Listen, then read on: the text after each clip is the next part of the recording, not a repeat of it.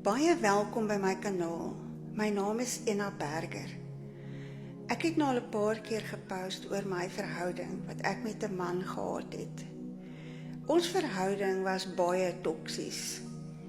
Ek het verloof geraak binne 'n paar maande aan hierdie man en ek het gedink ek doen die regte besluit, want ek het dit as liefde beskou en hy het dit as besitlikheid beskou.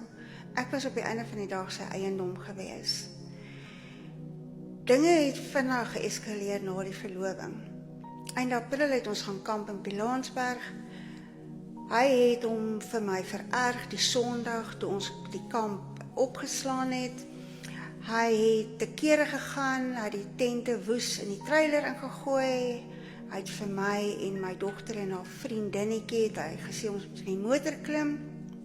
Ek het geweier en hy het my beloof hy sou nie jaag nie en ons het toe nou maar saam gery en hy op 'n spoed van 200 km/h het hy in sy waansin het hy my linkerhand gegryp en hy het die verloofring afgeryk van my vinger af en in die kant van sy deur ingegooi.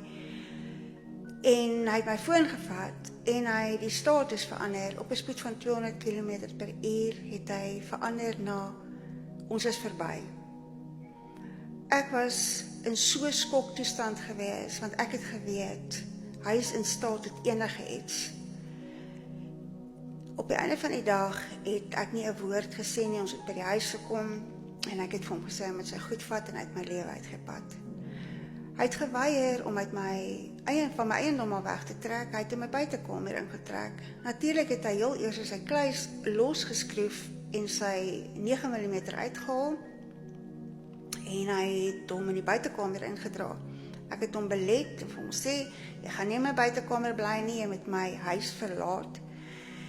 Hy het vir my gesê, hy gaan my verwoes, en ek het ontsettende vrees in my binneste ervaar. Ek was bang, ek was baie bang, ek was bang dat hy dalk homself sou skiet. Ek het nooit gedink hy sou my skiet nie, maar ek het wel 'n vrees in my binneste gehad vir wat kon gebeur. Want hy was heeltemal buite homself, hy was besurk gewees.